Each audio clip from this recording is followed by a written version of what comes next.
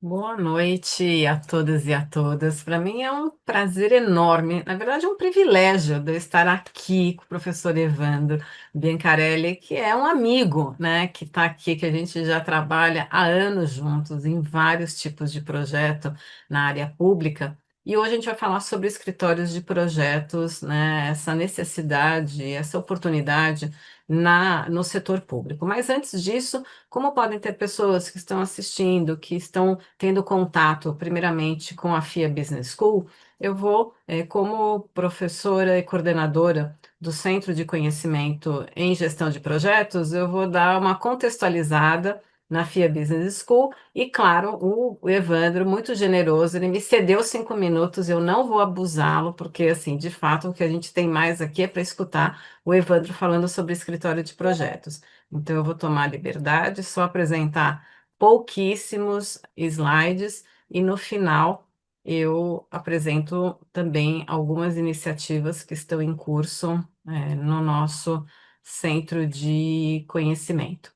Então, eu sou professora Graziela Comini, sou professora associada da Universidade de São Paulo e eu tenho a honra e o privilégio de ser vice-coordenadora do Centro de Conhecimento em Gestão de Projetos. Esse centro ele faz parte, então, da FIA, né? E como vocês viram nesse vídeo de manifesto, a FIA, exatamente no mês de outubro, a gente comemorou 45 anos de idade, então a gente sempre diz que a FIA é uma senhora madura, né? Que sabe o que quer, né? Já fez muita coisa, e a gente fica orgulhosos de que nós, da Universidade de São Paulo, a gente teve um conjunto de docentes bastante empreendedores que, em 1980, viram a importância de criar uma fundação que pudesse oferecer para a sociedade o conhecimento que estava sendo gerado na universidade.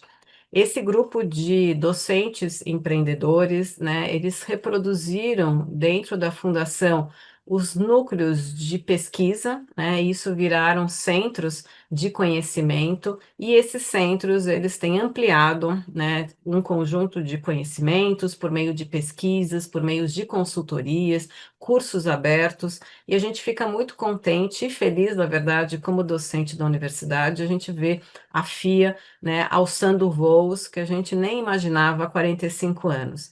Nesses voos, eles envolvem, né, não apenas ter cursos de graduação, mas também de mestrado, de profissional, de doutorado profissional, e a gente, na parte de cursos que são lato sensu, nós somos reconhecidos, né, desde o início pelos nossos MBAs. Hoje a gente tem um produto integrado que é o MBA Advanced. E os núcleos, que centros de conhecimento, também começam a oferecer, já desde no início da criação da FIA Business School, a gente cria cursos específicos vinculados àquela temática, com algo, um plus bem interessante, diferente da universidade, que é trazer docentes que são especialistas e conhecedor da prática, né?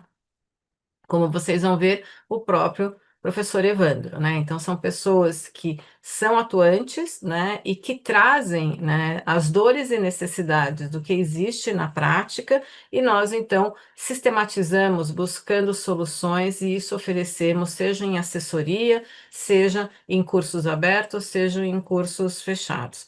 A FIA, ao longo desses 45 anos, foi trabalhando também em algumas parcerias. A pandemia para a gente foi uma virada não só para nós, mas como para todas as empresas, organizações, foi para a gente um momento de reflexão e de oportunidade. A partir daí, a gente começa a oferecer todos os nossos cursos para o formato híbrido. Isso significa que qualquer pessoa, em qualquer lugar do país ou do mundo, né, levando em conta o fuso, pode assistir os nossos cursos que são síncronos, ou seja, que é aquele diálogo com o professor real time, mas também temos a alternativa de ter, junto com a UOL, cursos totalmente assíncronos para que vocês possam fazer na medida da conveniência. Então, isso representa um pouco a nossa linha do tempo. A gente tem todas as acreditações que são relevantes, importantes para universidades, instituições de ensino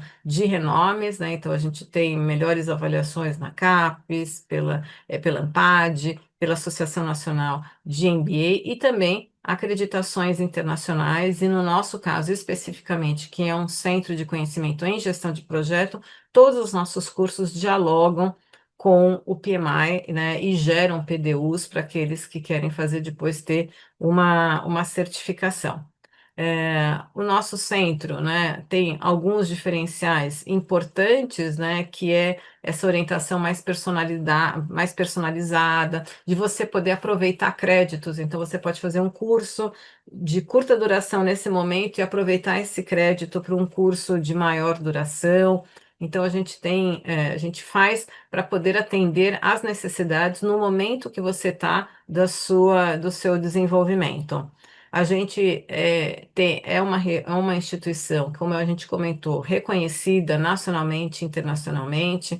A gente tem todos os conteúdos importantes e relevantes e necessários para que vocês possam, né, realmente ter um destaque na parte de gestão de projeto e aí adaptado à necessidade, ao momento de vida que vocês estão. Nós somos uma equipe de 10 pessoas, né? Sendo que quem criou, estruturou esse centro de conhecimento é o professor Roberto Esbraja, que ele é o atual presidente, e ele, nesse momento, enquanto ele está presidente, ele generosamente, né, pediu para que eu pudesse atuar como liderança, coordenando uma equipe incrível, começando pela professora Ana Carolina Poletti, né, que é coordenadora pedagógica, a Juliana Cometti, que cuida de toda a parte de marketing e na gestão de iniciativas como a do curso do FIA Online, tem toda uma equipe de apoio, né? Então a gente gosta de mostrar isso nos webinários para dizer, olha, não tem robô, não,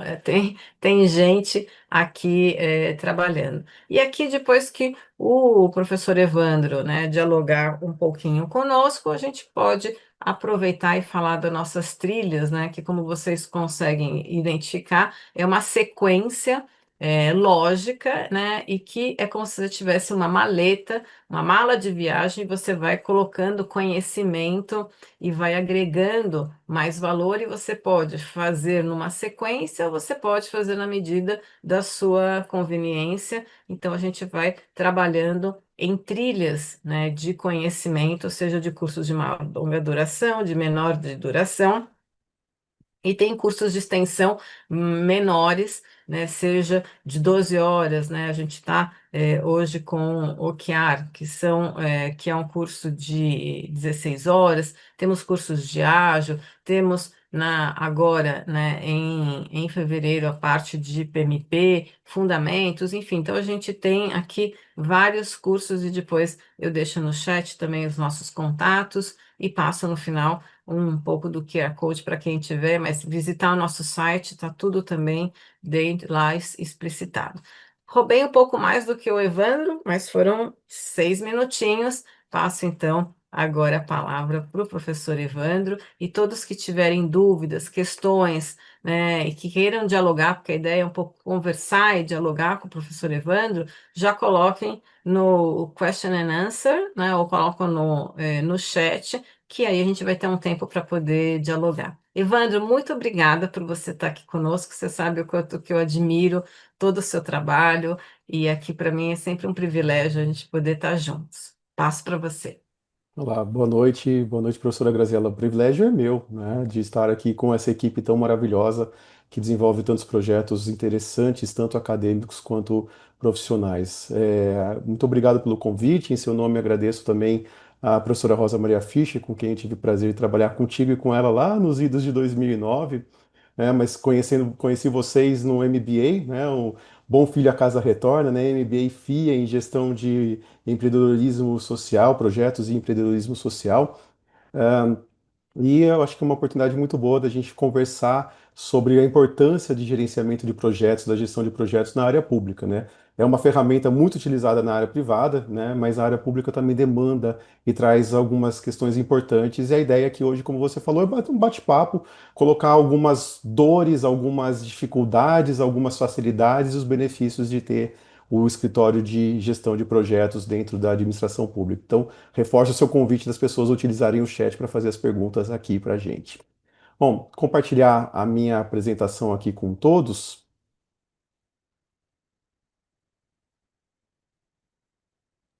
Creio que já estão vendo, né? Então, Estão. não vou me alongar na minha explicação, na minha apresentação. Vamos falar sobre a importância do escritório de gestão de projetos para o setor público. Sou formado em administração pública, tenho um MBA, né, em gestão e empreendedorismo social pela FIA, tenho certificação PMP também, eu acho que isso é importante para o tema que a gente está falando hoje. Trabalhei muitos anos na área dos direitos da criança e do adolescente, e depois de 10 anos já militando na área, tanto trabalhando em organizações públicas quanto não governamentais, eu migrei para a área de infraestrutura, na administração pública. Trabalhei 6 anos com projetos rodoviários e os últimos 8 anos com projetos de saneamento. Tá aqui um QR Code que leva para o meu LinkedIn, aí quem tiver interesse de conhecer um pouco mais e fazer comentários lá, pode acessar e me conectar pelo LinkedIn. O que a gente vai falar hoje, então? Um pouco do cenário atual da administração pública, abordar o que é o escritório de gestão de projetos, o escritório de gerenciamento de projetos, os seus benefícios na administração pública, os instrumentos legais de planejamento que esse escritório pode sim auxiliar a sua organização, níveis de maturidade de um escritório de gestão de projetos, desafios e barreiras na sua implantação, e aí no final, dicas, pitacos e outros assuntos para a gente conversar sobre este tema. Cenário atual, eu acho que todo mundo conhece isso, né? Escassez de recursos na área pública e aumento de complexidade dos projetos. A gente tem projetos, normalmente quando a gente fala de projeto, algo novo a ser implantado na administração pública e que está sempre disputando recursos com outras áreas, né? Normalmente os órgãos, os municípios, as prefeituras, os governos estaduais e o governo federal gastam ali cerca de 50% dos seus recursos que são arrecadados com o pessoal, né? O custeio da máquina pública. Você tem as outras despesas obrigatórias, educação, saúde, e aqui eu não vou entrar em mérito, mas são despesas constitucionais obrigatórias que a administração pública tem que executar, e aí sobra uma disputa por recurso. Segurança, assistência social, obra pública, manutenção da cidade, enfim, é uma disputa enorme. Então, toda vez que você tem um projeto melhor estruturado, você tem a melhor condição de apresentar e executar seu projeto. Mas a gente trabalha assim num cenário de escassez de recursos. Por outro lado, você tem uma crescente demanda de serviços por parte da população, né? Veio essa coisinha chamada pandemia ali entre 2019, 2020, 2021, que trouxe de volta ao serviço público uma população que já estava já tinha alguns serviços feitos pelo privado.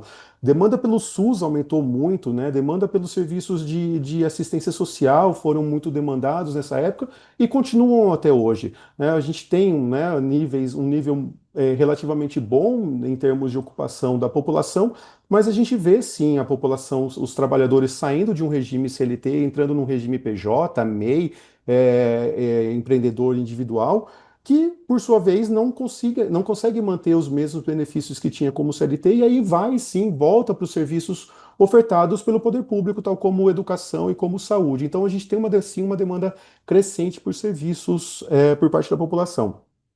A gente tem exigências por resultados concretos, né? A rede social está aí para mostrar informações em tempo real para a gente e exigir que o poder público também ofereça resultados imediatos para a população, mas que nem sempre o poder público consegue, né? Você tem uma demanda, por exemplo, de uma nova escola, você tem o período de maturação desse projeto, de estudos, se de fato a demanda existe, quanto essa demanda vai acontecer.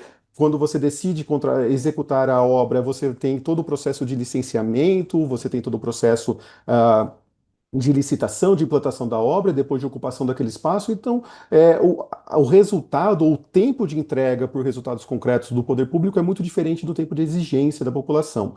Mas você tem sim uma necessidade de transparência e eficiência por parte do poder público, né? A rede social também cobra muito isso, que os órgãos públicos sejam transparentes e eficientes na sua atuação.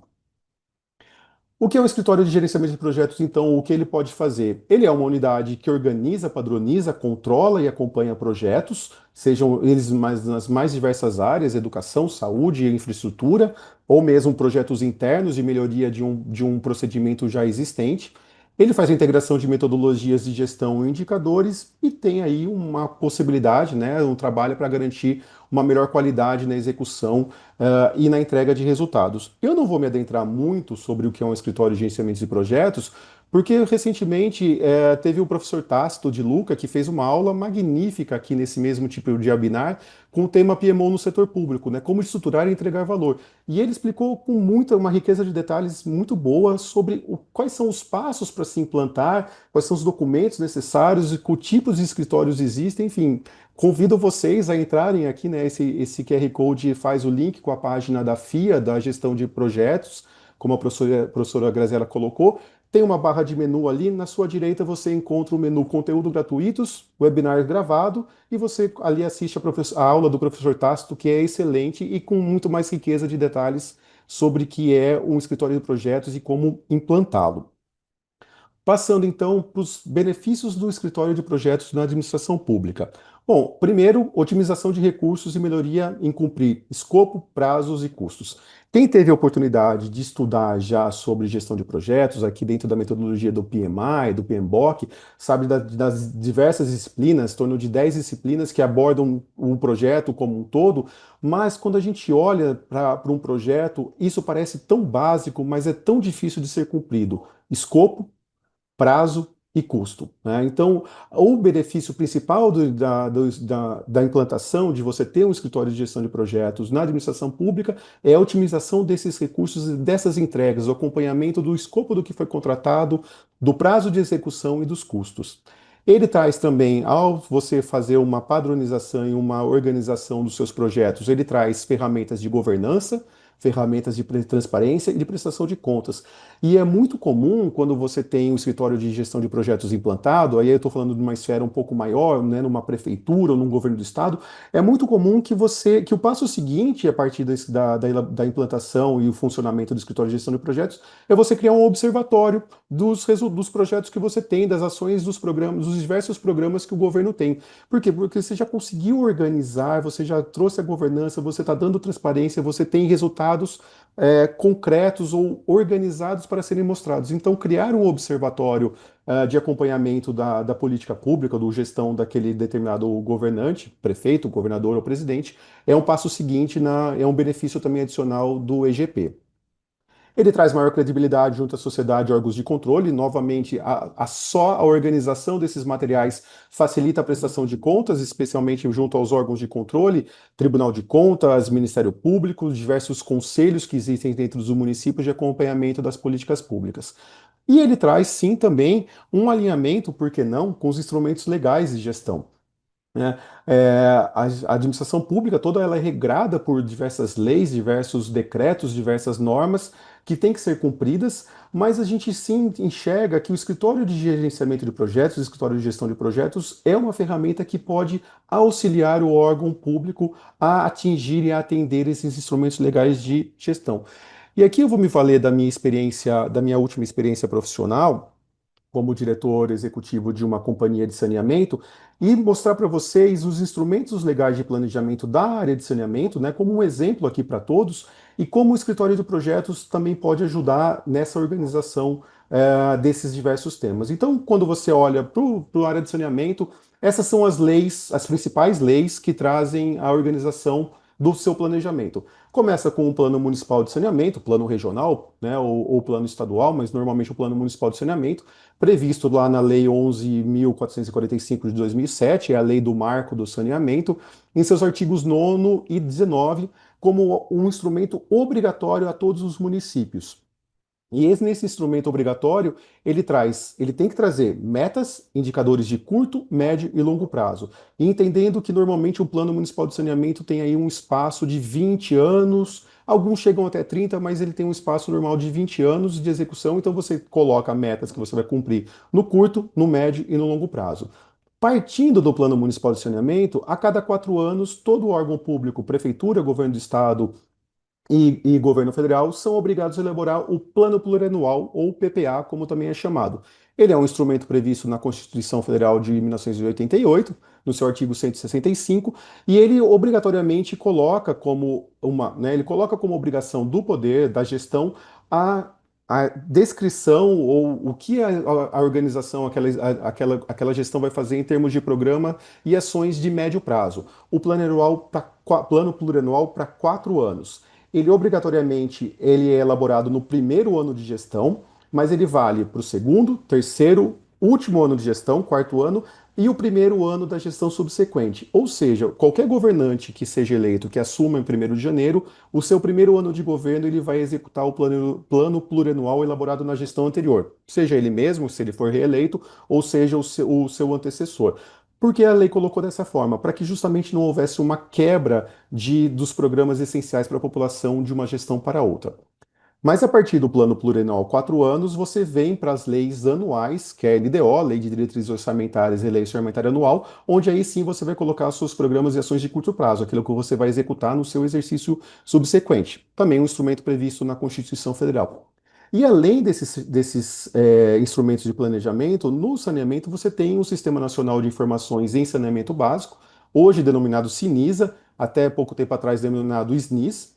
Ele também é previsto na Lei 11.445, no seu artigo 53. Ele foi reformulado de SNIS para SINISA por meio da Lei 14.026, que é o, né, denominado Novo Marco Legal do Saneamento. E ele traz obrigatoriedade dos entes, dos prestadores de serviços, darem informações e indicadores sobre a prestação dos seus serviços. Agora, quando a gente entra, além desses instrumentos de planejamento, quando a gente entra no plano estatal de economia mista, né, que era o caso da empresa que eu trabalhava, você tem outras ferramentas de planejamento que também são obrigatórias. Começa com a demonstração financeira e relatório de administração, obrigatório para todas as empresas organizadas por meio de sociedade anônima, é a lei das SAs, a 6.404, onde a administração precisa falar seu balanço né, fazer um relatório de administração, balanço patrimonial e a demonstração de resultados. Você tem, e aí a partir desse documento que está na lei das SAs, você tem uma série de documentos que estão na lei das estatais, a Lei 13.303 de 2016, que são instrumentos de gestão. É uma lei que veio para organizar a governança de todas as empresas estatais, sejam elas públicas, sejam elas de economia mista. Então, quais são esses instrumentos? Você tem a carta anual do Conselho de Administração, onde o Conselho ele reafirma o seu compromisso com o objetivo social. Todas as empresas estatais demandam uma lei de criação, e essa lei tem que estabelecer o que é, para que aquela empresa foi criada, para que aquela empresa existe. E esse compromisso, então, a carta anual do Conselho de Administração é o compromisso de consecução desse objetivo social da companhia. Você tem um plano de negócios e estratégias a longo prazo, com um horizonte de 5 anos, que a cada ano precisa ser renovado, onde a empresa declara quais são os programas e ações de médio prazo. Você tem a Carta Anual de Governança Corporativa, todos esses previstos lá no artigo 8º, nos seus diversos incisos. A Carta Anual de Governança Corporativa com divulgação tempestiva e atualizada de informações relevantes.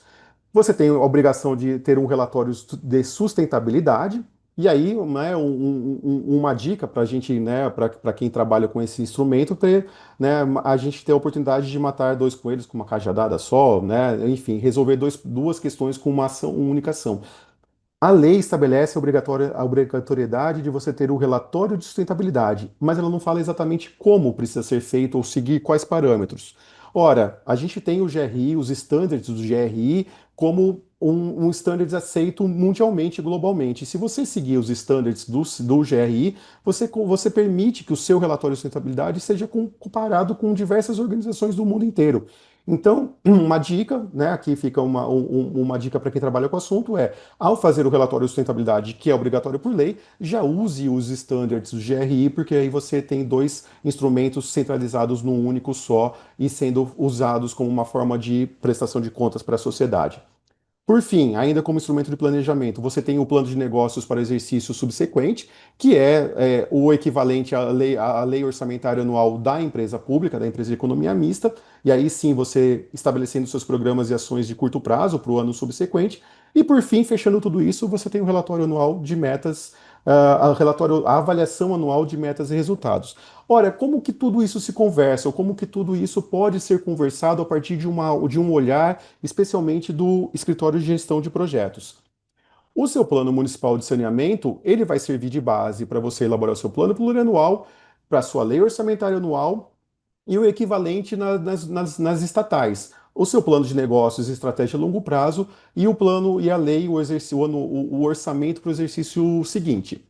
Você tem também o seu plano plurianual alimentando não só a sua lei orçamentária no âmbito público, né? E aqui cabe uma ressalva: as empresas estatais elas não são obrigadas a colocar no custeio, o seu custeio na lei orçamentária anual, no PPA e na lei orçamentária anual, mas elas são sim obrigadas a colocar seu investimento. Então, se você pegar o plano plurianual do município que tem uma empresa estatal, você tem que encontrar lá no seu, nos seus anexos quais são os investimentos declarados que a empresa estatal vai fazer. Então, o plano plurianual alimenta a lei orçamentária anual e o orçamento da própria companhia.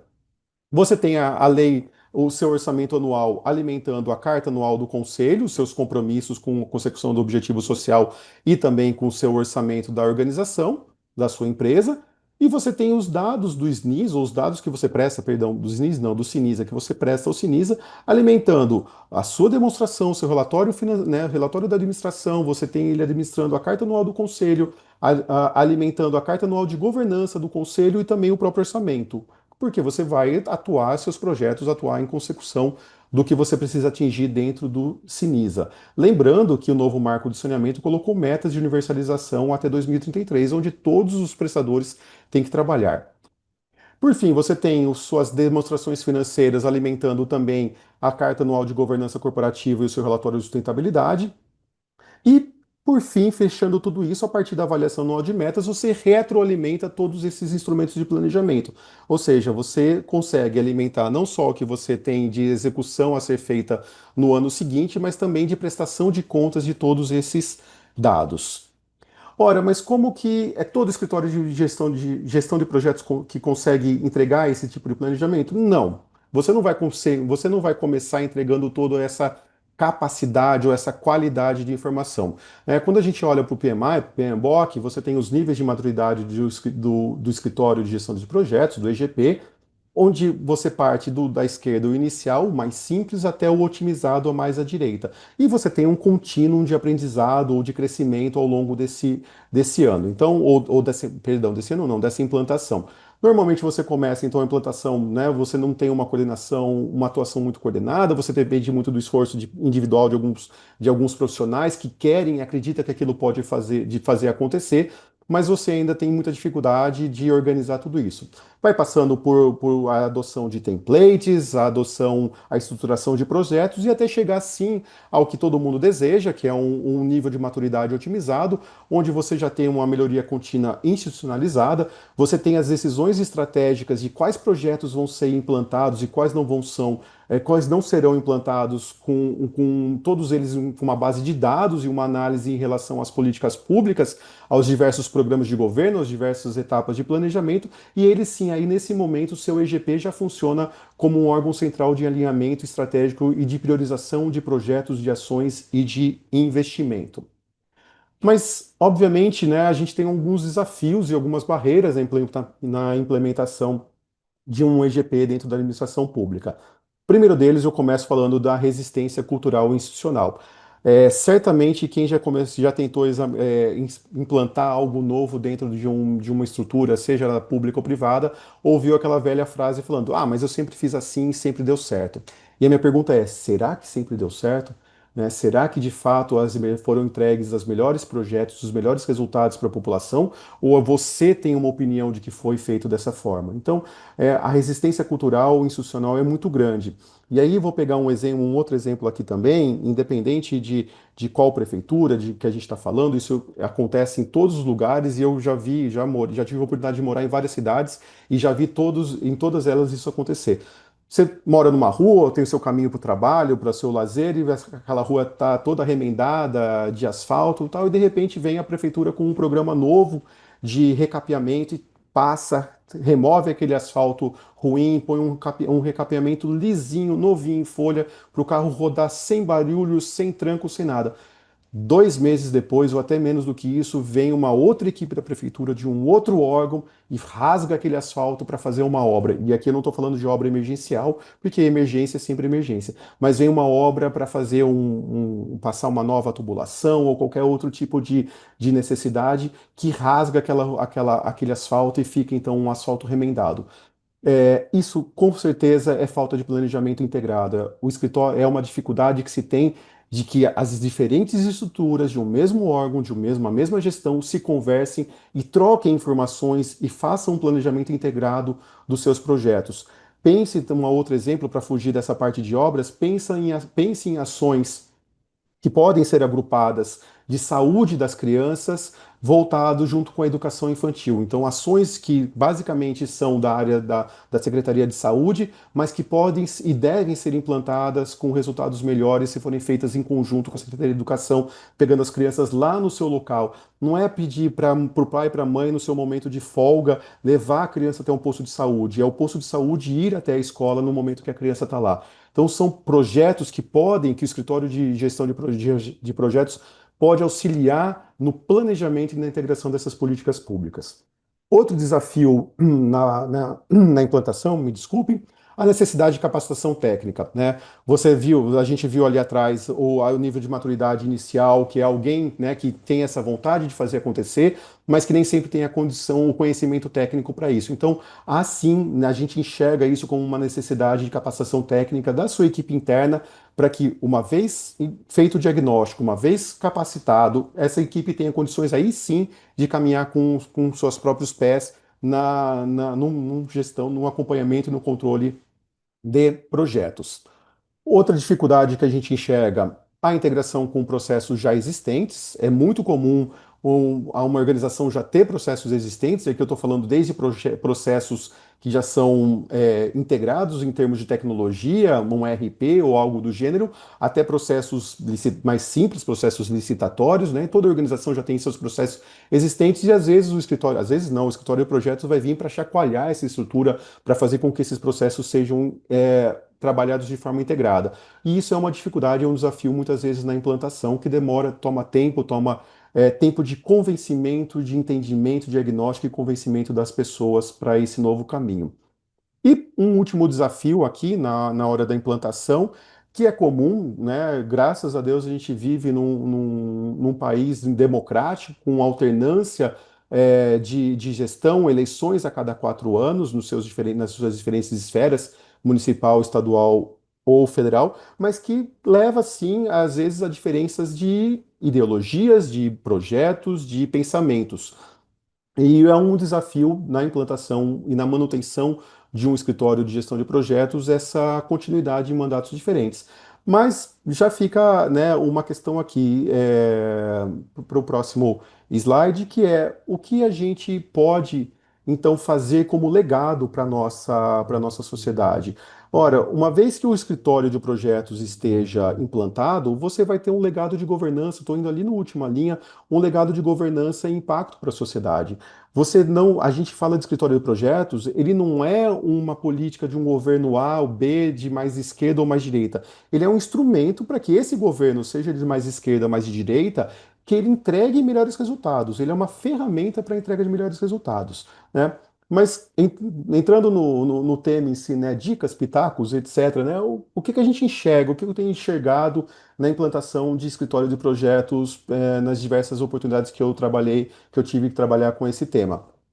Bom, você não tem, você vai implantar um escritório de projetos? Começa pelo simples, né? Lembra daquelas três questões que eu falei? Escopo, prazo e custo. Comece por esses três itens, né? Ainda que o PMI, PMBOK tenha outras disciplinas, mas se você começar e fizer bem feito com esses três temas de gestão de projetos, gerenciamento de projetos, o resultado vai ser muito mais efetivo para a população e para o seu próprio órgão, seja ele uma secretaria, uma empresa estatal, uma prefeitura, um governo estadual. Ah, Diferencie, tente esclarecer para as pessoas, né? Parece bobeira, mas esclarecer a diferença entre escritório de projetos ou escritório de projetos de engenharia e escritório de gestão de projetos. São coisas diferentes. É claro que o escritório de gestão de projetos que trabalhar com obras e infraestrutura, em algum momento vai se esbarrar com o projeto de engenharia. Mas não confunda projeto de gestão, escritório de gestão de projetos com escritório de projetos de engenharia, aquele que vai desenhar, vai fazer as plantas para a implantação de uma obra. São escopos completamente diferentes um do outro. Aproveitando que a gente está em COP, né, COP 30 acontecendo aqui no nosso país, na cidade de Belém, no estado do Pará, Peguei uma frase aqui, né, que é muito difundida nessa parte de sustentabilidade, que é o pense globalmente e haja localmente. Mas em que sentido aqui para nós, na nossa conversa sobre escritório de gerenciamento de projetos? Ora, pense um projeto ou entenda um projeto como um todo e não ele parcialmente. Também é um erro muito comum quando se fala de escritório de gestão de projetos, pensar que o escritório de gestão de projetos vai olhar só a parte da obra. A parte da obra é um pedacinho, pode ser longo, a depender do tamanho dessa obra, mas ele é um pedacinho do escritório de gestão de projetos ou de um projeto. Você precisa pensar no projeto como um todo. Aonde esse projeto vai ser implantado? Eu já tenho essa área, eu preciso fazer desapropriação, eu vou precisar fazer reassentamento. Esse projeto, ele vai demandar licenciamento ambiental? Se sim, esse licenciamento ambiental é simples, eu consigo ele rapidamente, ou ele é um procedimento, um licenciamento ambiental que demanda o estudo de impacto ambiental e relatório de impacto ambiental, o EIA-RIMA? Ora, um EIA-RIMA, ele, entre o momento que você tem a obrigatoriedade de fazer, para você conseguir, eu estou falando aqui do estado de São Paulo, tá? Para você conseguir a aprovação do seu termo de referência junto ao órgão ambiental, você fazer a contratação, licitação desse trabalho, a elaboração do estudo em si, que muitas vezes, a depender do tipo de obra, demanda estudos que pegam sazonalidade, tempos de chuva e tempos sem chuva. E depois você tem que colocar isso num relatório, apresentar audiência pública para toda a população, se for em mais de um município, uma vez em cada município essa audiência pública, para aí você conseguir a licença prévia, para depois você executar programas ambientais para conseguir a licença de instalação. Olha só o quanto um pedaço do projeto interfere num cronograma de implantação de um projeto como um todo. Então, sim, vai pensar em projetos, o escritório de projetos vai te ajudar a pensar nisso. Pensa globalmente. O escritório de projetos sempre tem que pensar globalmente e agindo aí sim em ponto a ponto dessas diversas disciplinas para que possa chegar, como diz um amigo meu, sair do outro lado, ou seja, entregar o projeto, conseguir fazer com que aquele projeto, aquela obra seja entregue à população e funcione de acordo com o esperado. Uma provocação aqui para todos, né? O que é mais caro, manter a ineficiência ou investir em gestão estruturada? Até porque né, muitas pessoas falam assim, pô, mas é caro, Evandro, fazer a implantação de um EGP. Eu vou precisar fazer diagnóstico, eu vou ter que capacitar a equipe, eu vou ter que mudar meus processos internos. Sim, é caro, não é uma ação muito barata. Mas o que é mais caro para a sua população? Ter esse investimento dentro do poder do órgão público para entregar melhores resultados ou continuar mantendo a ineficiência, continuar tendo ruas que foram recém-asfaltadas e depois tiveram que ser outra obra que veio em cima e quebrou a rua? Um projeto de saúde que é integrado ou não com a sua população, com o seu sistema de saúde e educação? Enfim, o que é mais caro para um prefeito, para um governador? Fazer um investimento em gestão estruturada ou manter a ineficiência dos seus projetos e programas? Outro pitaco, né? Traga ajuda externa. Não tenha medo de procurar profissionais que saibam, que entendam. É claro que ninguém vai conhecer a sua organização como você mesmo, como, né, a sua equipe que está ali. Mas trazer conhecimentos de gerenciamento de projetos, de gestão de projetos é algo importante para que você dê passos mais rápidos e atinja os seus objetivos mais rápidos. É, outro pitaco, conheça seus projetos, né? Eu já vi muito gerente de projetos, muito gestor de projetos que trabalha no escritório de gestão de projetos que não sabe o que acontece lá embaixo, que nunca foi visitar uma obra, que nunca sentou com a equipe de licitação para entender a dificuldade que é montar um edital, de ter propostas, de formar preço, de ter todos esses prazos, que nunca conversou com pessoas de licenciamento ambiental, nunca foi num reassentamento, e aí eu falo. Eu tive a oportunidade de trabalhar numa obra complexa de implantação do Rodoanel Norte, com gerenciamento de projetos, e não tive dúvida, no momento oportuno, claro, com pessoas que tinham conhecimento da área, fui ver, né, áreas que eram de reassentamento, que foram reassentadas mais de 1.000 famílias. Então, assim, é importante para um gestor de projetos, para quem trabalha no escritório de projetos, conhecer o que vai ser feito. Ah, agora o meu município decidiu fazer uma PPP de gestão das escolas. Vá conhecer uma escola, vai ver qual é a dor daquele professor, daquela direção daquela escola, onde pega, porque certamente vai te ajudar na hora de você fazer a integração entre as diversas disciplinas, como gestão de projetos. E, por fim, porque eu já falei aqui do legado de governança e impacto para a sociedade, O EGP, ele é sim uma ferramenta de transformação e inovação. Ele veio e ele vem, e ele pode vir como uma ferramenta para que o seu órgão, seja ele uma administração direta de maior porte, como uma prefeitura, um governo do estado, ou seja uma administração menor, uma secretaria, uma estatal, que ele possa sim trazer transformação e inovação dentro dos seus processos, entregando melhores resultados para a sua população. Ufa, falei bastante, Grazi, e falo rápido. Eu tenho uma amiga jornalista que fala: Evandro, você fala rápido demais, você precisa falar mais devagar. Lembrei dela aqui, mas né, respirei algumas vezes, mas né, eu acho que a nossa conversa inicial passava por esses pontos. Estão aqui os meus contatos para quem quiser me contatar via LinkedIn, via e-mail.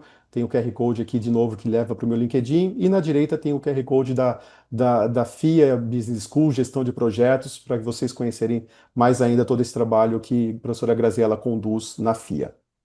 Legal, joia. Não, mas foi ótimo, assim, não, eu não achei que foi o suficiente, não foi rápido a ponto de não entender.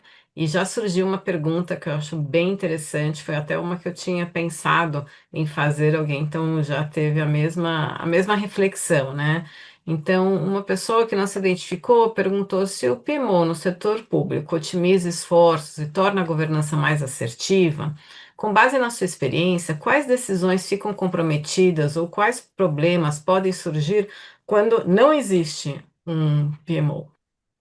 Olha, a falta de integração entre projetos, né? De novo, eu vou me valer desse exemplo da rua que foi recém-asfaltada e aí veio uma outra equipe de uma outra secretaria, de um outro órgão e teve que fazer uma obra ali, né? De novo, eu não estou falando de obra emergencial, estou falando de obras planejadas. Para a população, não importa se é secretaria A ou B, é a prefeitura que fez aquela obra, né? Ela a população tem uma entrega única, ela não tem duas entregas. E aí você pode pensar e expandir essa integração das políticas ou a falta de integração para a prefeitura como um todo. De novo, saúde, educação, assistência, segurança pública. Pensa num projeto de assistência social, de atendimento à população que não esteja integrado, não faça uma conversa com as escolas de educação infantil, né? Muito se fala do Bolsa Família, da necessidade que as famílias, né, que ele não seja uma política permanente para aquela família, né?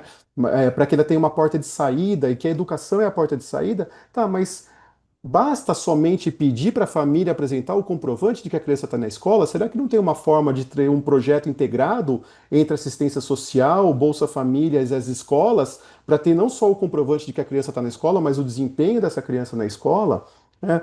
E aí, veja, eu falei aqui dos instrumentos, uma outra, né, um outro ponto a ser abordado. Eu coloquei aqui sobre os instrumentos de planejamento, mas eu não citei dois deles. Né? Eu não citei o programa de um candidato, que ele apresenta quando ele é candidato a prefeito, candidato a governador, candidato a presidente, é um instrumento que ele precisa depositar lá na Justiça Eleitoral, o seu programa de governo, que depois aquele governante que foi eleito, ele transforma aquele programa, então, como candidato, num programa de governo. Ora, e aí a gente tem um instrumento que é muito, esse não é obrigatório, mas é muito comum, do relato dos 100 primeiros dias de cada governo. Então, né, passou 100 dias, o que eu fiz? Né? Normalmente se tem ali, consegui reduzir X% as despesas porque eu revi contrato ou cortei contrato, organizei melhor o assunto A, o assunto B. Tá, ok. E depois do 100º dia, quando que ele vai fazer uma nova avaliação do seu programa de governo? Se ele de fato construiu projetos para entregar aquilo que ele se propôs como candidato. Então, o escritório de gerenciamento, sem um escritório de gerenciamento de projetos, isso fica muito mais difícil, né? Talvez fique a cargo ali de um secretário de governo ou de um secretário de finanças que tenha dificuldade, que vai ter que sambar para conseguir integrar todos esses projetos, todas essas políticas públicas. Então, a minha percepção de locais que não tem é que é bagunçado, é que não é todo mundo que está remando na mesma direção. Legal, joia. Aqui o Denis, né, também está fazendo uma pergunta para você, dizendo quais são as principais ferramentas, com a sua experiência, para exercer o papel de PMO, né, gestor de projetos, contratos, o que você indicaria? Bom, conhecer a organização que você está, né, e entender como ela funciona. E a partir desse entendimento, simplificar o máximo possível para quem vai estar na ponta. Eu vou pegar o exemplo aqui, um exemplo de uma oportunidade de local de trabalho que eu tive. É, Foi criado o escritório de gerenciamento de projetos, todo bonito, lindo, maravilhoso. Trouxe diversos gestores de contratos públicos, especialmente de obras, trouxeram para uma sala, fizeram capacitação, explicaram o que era gerenciamento de projetos, tal, tal. Deram uma senha de um sistema e falaram: agora vocês preenchem um sistema. Só que o sistema basicamente era um project da vida, era um sistema de lançamento de atividades e cronograma. Ora, não foi dado nenhuma orientação de como esses gestores deveriam alimentar esse sistema. Em que sentido? Em termos de padronização de atividades. Quando você pega uma prefeitura, um governo do estado, todo órgão público, ele tem certos. Para chegar na obra, na entrega, lá o prefeito vai cortar a fita, vai abrir, vai inaugurar uma unidade, ele tem procedimentos padronizados. Todo mundo tem que fazer um estudo preparatório, todo mundo tem que fazer um termo de referência, todo mundo tem que publicar uma licitação, todo mundo tem que contratar um empreiteiro, licenciamento ambiental, gerenciamento, para depois poder fazer a entrega. Então, conheça como funciona a sua organização e traga para os seus pares que vão fazer, porque veja, o escritório de gerenciamento de projetos está trabalhando numa camada acima, não é o gerente de projeto, não estou falando do gerente de obra, né? Mas traga para o seu gerente de obra essa visão de processos simplificados, mas padronizados. Porque o que aconteceu na minha experiência foi, ao não dar a padronização, cada um colocou de um jeito. Alguns informavam um tempo de licitação, outros não informavam um tempo de licitação, alguns informavam um tempo de licenciamento ambiental, outros não informavam. E aí, para o gestor principal que queria enxergar como estava indo sua organização, ele não conseguia, porque as informações estavam sem padronização. Então, o que eu acho, né, a minha sugestão é entenda a sua organização, entenda como ela funciona e crie procedimentos padronizados mais pequenos, simples, que as pessoas tenham conhecimento e entendimento de como colocar isso dentro de uma ferramenta, seja um project ou qualquer outra ferramenta que possa ser utilizada. Olha, aqui também tá surgindo várias questões, é bem bacana, assim, como isso vai, uma coisa vai puxando a outra. A Fernanda Fagundes, ela comenta um ponto bem interessante, né? Diante de tantas leis e ritos já pré-estabelecidos pelo governo, como o PMO ganha legitimidade? Através de qual patrocinador? O patrocinador principal, sem dúvida nenhuma, seja ele o prefeito, o presidente da empresa estatal, o governador, a legitimidade vai vir desse. Porque veja, esses instrumentos existem, é, e aí eu vou me recordar, não é talvez um exemplo muito bom, mas eu vou me recordar da minha aula de administração pública de orçamento público. E eu estou falando aqui dos idos de 1990, tá? Faz um tempinho já, onde o orçamento público era enxergado como uma peça de ficção. E o professor falou isso, falou, olha, orçamento público é uma peça de ficção. Eu lembro perfeitamente ele entregando para a gente um calhamaço de 700 páginas, falando, isso aqui é a lei orçamentária do meu município. Ora, é humanamente impossível você fazer a gestão integrada de qualquer tipo de trabalho só pela lei orçamentária. Então, assim, use, e esse exemplo que eu trouxe aqui, eu sei que acabou ficando um pouco alongado aqui na minha fala, mas esse exemplo que eu trouxe desses diversos instrumentos de planejamento, use esses instrumentos como ferramentas para você implantar o que você quer, ou melhor, o que o seu patrocinador principal, que é o prefeito, é o governador, é o presidente, é o secretário, ou é o presidente da sua empresa estatal, use essas ferramentas de planejamento para implementar aquele plano de governo, o que esse gestor quer, né? Gestora quer. Aquele velho ditado, faça do limão a limonada. Porque aqueles instrumentos obrigatórios você vai ter que cumprir, você vai ter que entregar, vai ter que ir na Câmara Municipal, passar por audiência pública, depois prestar contas. Todos eles você vai perder tempo, gastar tempo fazendo. Então faça o contrário, use esses instrumentos para você conseguir tirar do papel aquilo que o seu governante, o seu sponsor principal colocou no seu programa de governo. Oi. Eu estive pensando aqui, né, assim, você comentando e pela sua ampla experiência, a gente sabe que tudo que você vai implementar, por mais que vai melhorar a eficiência, também enfim, sou funcionária pública, né?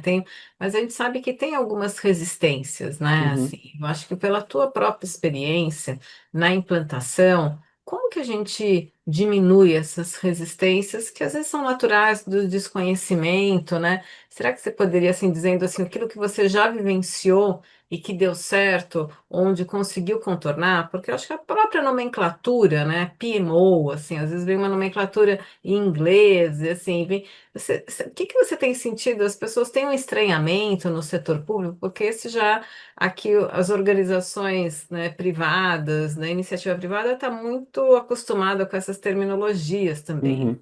Então, queria ver na tua experiência, realmente as pessoas têm essa resistência? Quando fala PMO, o que é isso, né? O mesmo escritório de gestão de projetos, você acha que isso já está um termo no setor público bastante internalizado? E como que a gente lida com uma resistência nessa introdução? Não, eu não acho que está internalizado. A minha experiência é as pessoas torcem o nariz, na hora que você fala PMO, né? Uhum. Torce o nariz e ao mesmo tempo pensa assim: lá vem mais um para me encher a paciência, Mais trabalho. para querer controlar aquilo que eu faço, vai me dar mais trabalho. Poxa, agora eu vou ter que colocar num sistema um- o cronograma do meu projeto, né? Ou vou ter que colocar num sistema, fazer uma previsão de quanto tempo eu tenho para desde a licitação até a entrega da minha obra, né? Que a gente fala muito de escritórios de gestão de projetos, especialmente na administração pública, principalmente para obras de infraestrutura. Então, assim, não está internalizado, há uma dificuldade, sim, há uma resistência muito grande, porque as pessoas, normalmente, os profissionais, enxergam como um órgão de controle. E eles não, eles têm uma certa dificuldade de enxergar como um órgão de apoio e de integração de políticas e de projetos. É, então, como quebrar isso? Com conversa, com exemplo, tá bom, você vai fazer agora uma obra, de uma escola. Posso ir conhecer o local onde vai ser construída essa escola? Posso ir lá ver? Ah, que tipo de licitação você já fez? Você já fez, já construiu uma escola antes? Que tipo de licitação você usou? Foi bom, não foi bom? Deu certo? Teve impugnação?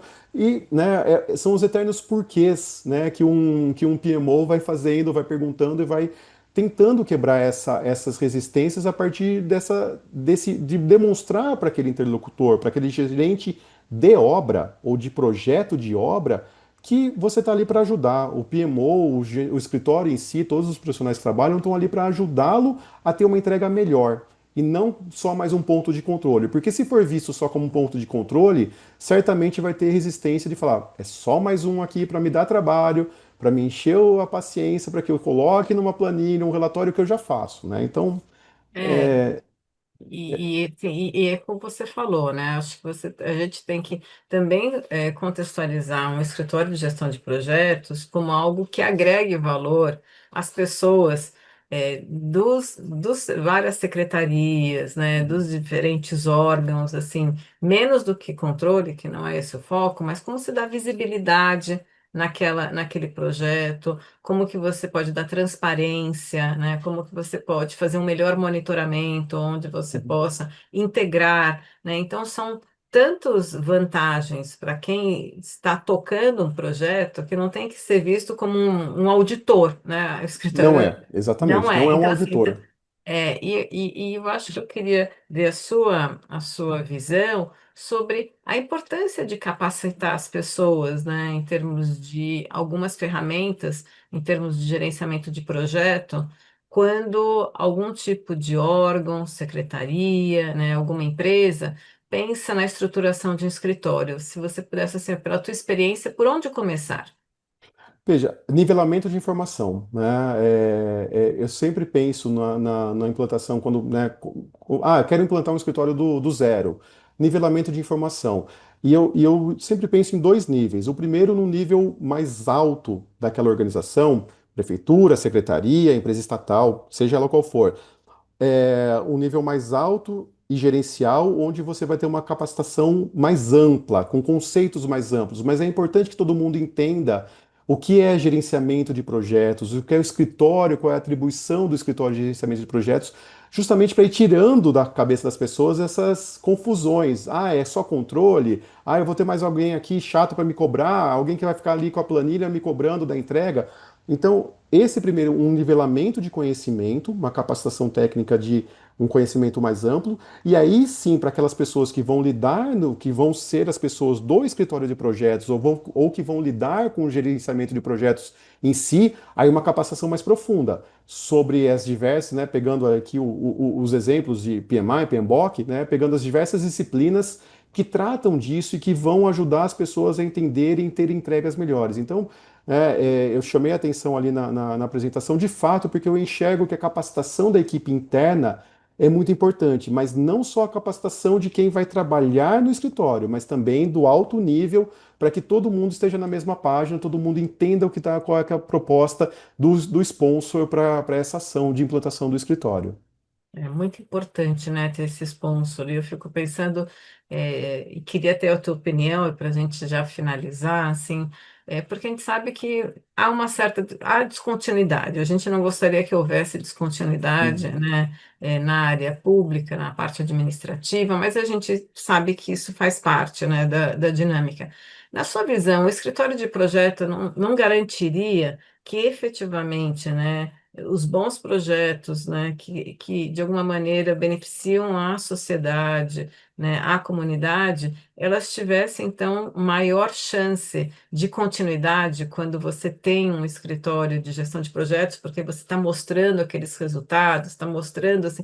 Então, isso talvez para toda a equipe técnica que fica, né, porque você troca, né, os cargos comissionados, né, as presidências, né, as diretorias, mas não seria também um aspecto super positivo para quem está lá e vai permanecer independente de mudanças de prefeito, de ver projetos tendo continuidade, porque você consegue vender melhor, mostrar melhor os resultados? Você não acha que isso também não seria uma grande vantagem para a equipe, né, que permanece? uhum. Não, sem dúvida alguma, Graziela, professora Graziela, porque é o seguinte, o escritório de gestão de projetos é uma ferramenta. O gestor, o prefeito, o sponsor, o governador, o presidente de companhia que não se valer dessa ferramenta está sujeito a fazer como era feito antes, sem estar integrado, sem ser integrado, sem ser com resultados concretos, com accountability, né, com prestação de contas.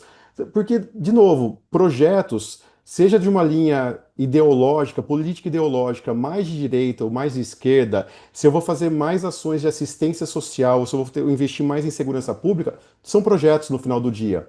E o escritório de gestão de projetos, de gerenciamento de projetos, ajuda aquele gestor a entregar esse projeto. Então, quem não se vale dessa ferramenta, ou quem pega uma administração que tem uma ferramenta dessa instituída, um escritório funcionando, seja em qual nível de maturidade ele tiver, faz uma descontinuidade, ele está cometendo um grande erro, porque ele está perdendo a chance de entregar mais do que ele quer. E se ele vem com uma mentalidade, eu quero fazer diferente do anterior, faça projetos diferentes do anterior. Não faça uma gestão, né? Entregue projetos diferentes do seu gestor anterior. Se por acaso você quer mudar, porque teve ali uma mudança ideológica, né? Então, se vale do escritório, porque ele é uma ferramenta de gestão de fato e de entrega para a população, de resultados para a população. Excelente.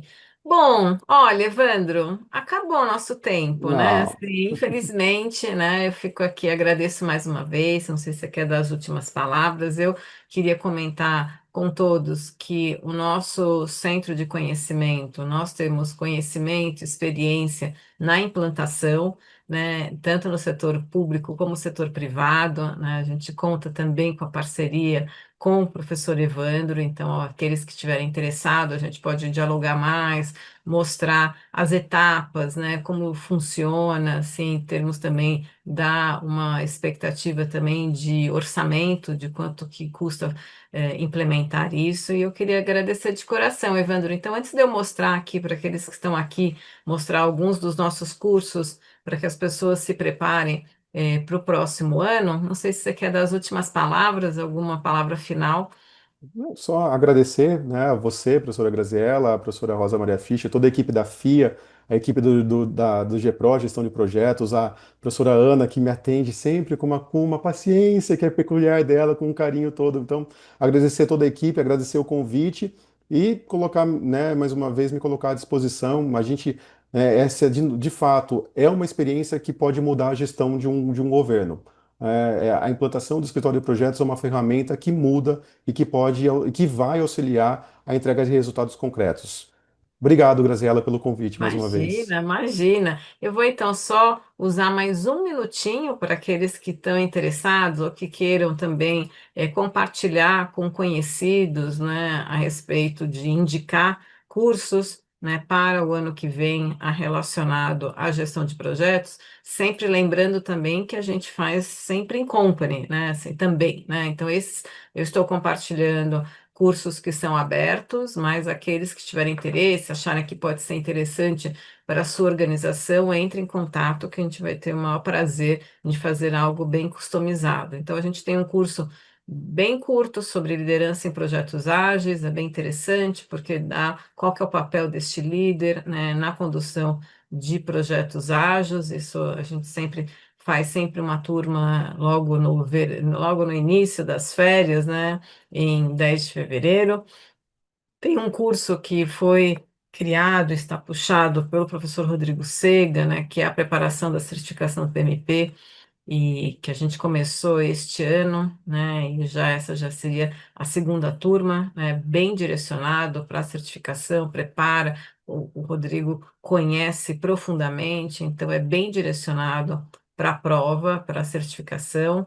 Depois a gente tem Fundamentos em Gestão de Projetos, que é um curso de 44 horas, que começa dia 11, a formação em gestão de projetos, temos pós-graduação, que já é em 360, e claro, a gente tem o nosso Advanced, que tem uma trilha em gestão de projetos, que o início das aulas é de 24 de março, e temos outros na nossa grade, então a gente já tem para abril, para maio, enfim, qualquer mês do ano, você quiser se atualizar em gestão de projetos, é só entrar em contato conosco. Aqui tem o nosso e-mail, tem o nosso site, né? O professor Evandro também já tinha divulgado. Para a gente vai ser um prazer enorme a gente dar essa continuidade e trocar, né, figurinhas. Quem quiser nos visitar lá na avenida, lá na Marginal, no prédio Birmingham, também para a gente vai ser um prazer e um privilégio.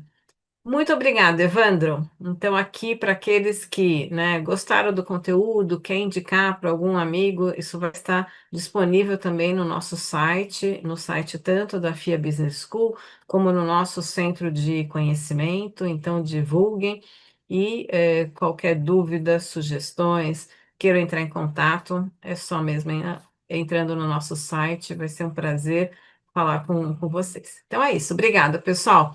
A gente se vê no próximo webinar. Tchau, tchau, Tchau. Evandrão. Tchau, muito obrigado.